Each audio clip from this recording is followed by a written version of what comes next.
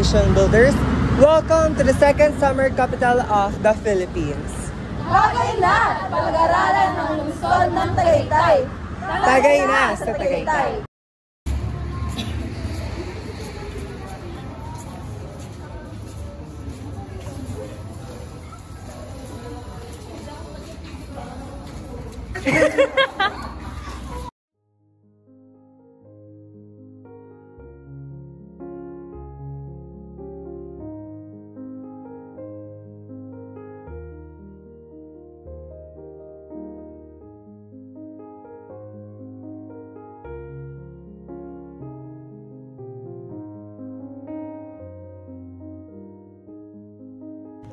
Tagaytay religions are composed of Roman Catholic, Protestant, and Eastern Orthodox.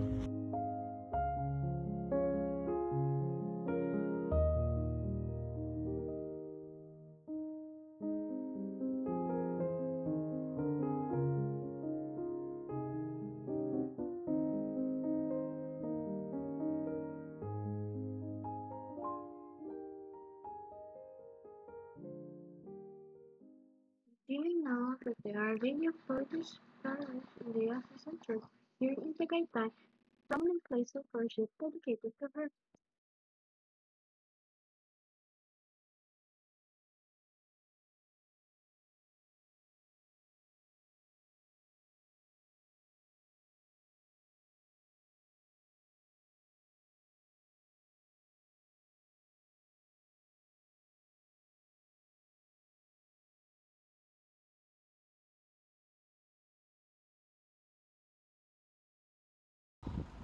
Nandito po tayo ngayon sa Our Lady of Lourdes Parish na itinayo noong February 11, 1858. Na sineselebratin po ang feast ng Our Lady of Parish in the same date of February 11. Filipino partner ay kinakailangan nilang kumuha ng approval or clearance from a certain church of their staff. At kung ang mga non-Catholics naman ay magpapakasal sa mga Catholics, ay kailangan nilang mag-fill up ng promise or declaration form.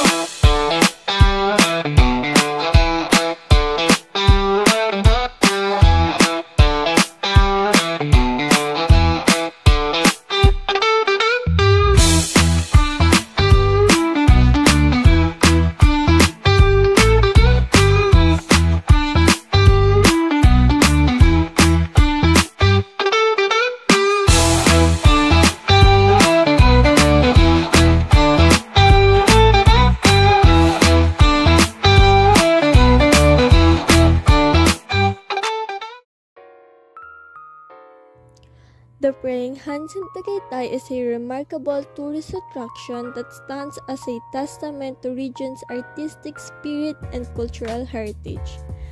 This impressive structure, which portrays two hands coming together in prayer, is not only visually stunning, but also resonates deeply with visitors seeking a moment of tranquility and reflection.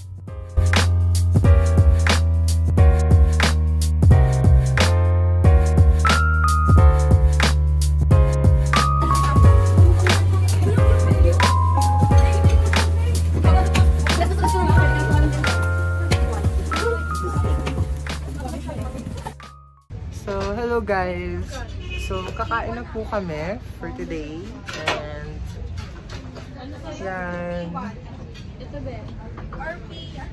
Ano daw yung mga like foods and products dito sa Tagaytay? Makapuno, meron sila. May bulalo din dito. Oo. Tsaka yung pineapple candy. Tsaka yan, o diba may taho sa iba? Dito may strawberry taho. Tapos buko pie, kanina sa dinaanan natin, marami naglalakot. Ay, wait, tingnan mo.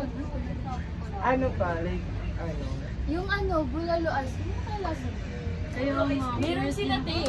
Tagaytay suman. Ay, God. Tagaytay talaga. Saan kaya natin ma-encounter yung mga ganun mamaya? Marami dyan, te. Siguro, dumugin siya ng tao dyan. So, ayun guys. Kakain muna kami. So guys, naka-order na po kami. Magla-lunch ba tayo guys? Yes! So hungry! Finally! Ano ba yung in-order mo? Yung Tawilis, be.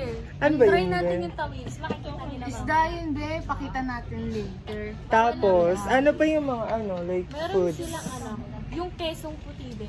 Yung sinigang na bulalo. Be, masarap din yung ano. Gusto ko matry yung ano, pineapple candy. Yun na yung tingnan naman. Sige. Tapos ano pa ba? Yun na yun. Oo. Pero scaldo sila dito. So, kakain na lang muna kami. Bye-bye. So, after kumain, siyempre tatry natin yung Espasol. pasol. Dessert.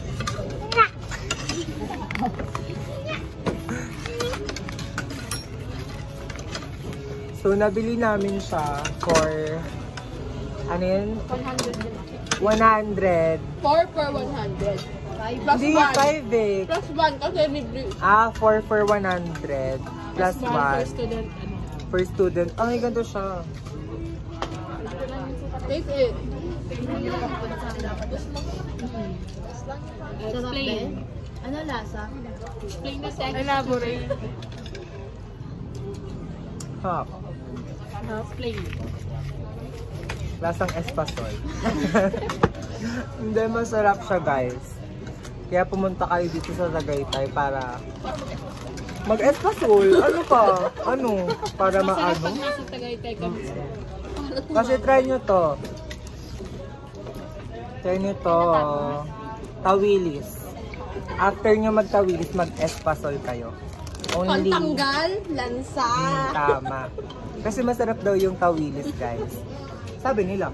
Hindi ako kumain kasi allergic ako sa mga malalansa. Yes!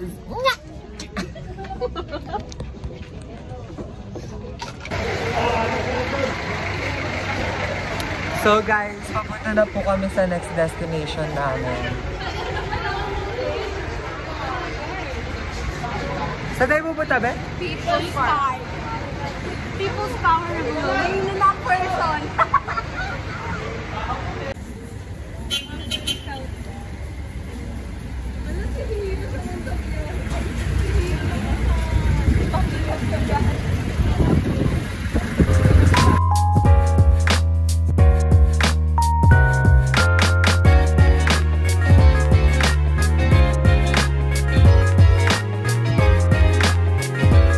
Ano pa prank, be?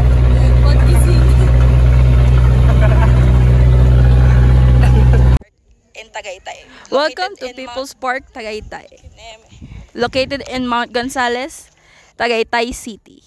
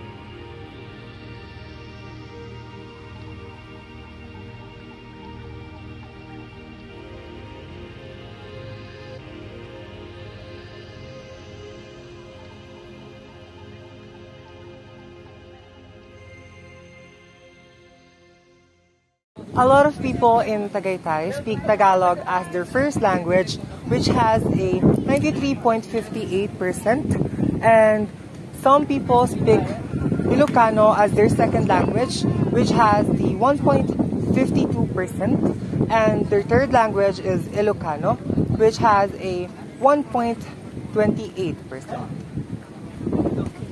The population of Tagaytay City was 85,330 according to 2020 census. This was equivalent to 0.53% of the residents of Calabarzon, or 1.96% of the entire Cavite province. Tagaytay City has a cool climate with an average of 22.7 degrees Celsius and with abundant rainfall and misty conditions, specifically during December, January, and February. Tagaytay has an eye-catching view. And do you know that Taal volcano is the smallest volcano in the world? Dumako naman tayo sa isa sa mga tradisyon dito sa Tagaytay. Kilala dito ang Pilipinyahan Festival, kung saan nagkakaroon ng mga parada na siyang sumisimbolo sa produktong pinya.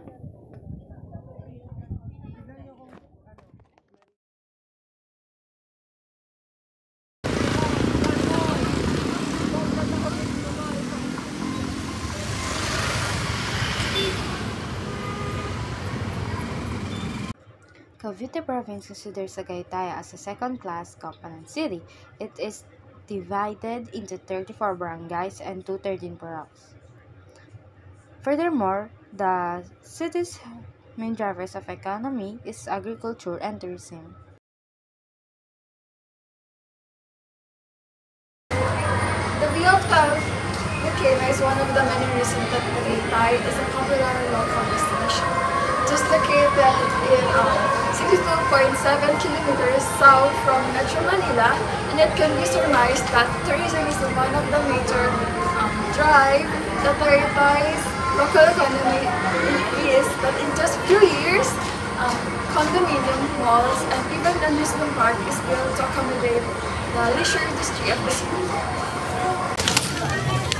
Alam niyo ba guys na bawat barangay dito sa Tagaytay ay may iba't ibang piyesta. Legendarily, the word Tagaytay came from Taga, meaning to cut, and Itay, which means father. A father and a son were said to be on a wild boar chase when the animal they were pursuing suddenly and attacked them. Worried for his father's safety, the son cried out Taga Itay, which means cut him down, father. The son's exhortation and shouts reverberated in the valleys of which and were heard by the residents.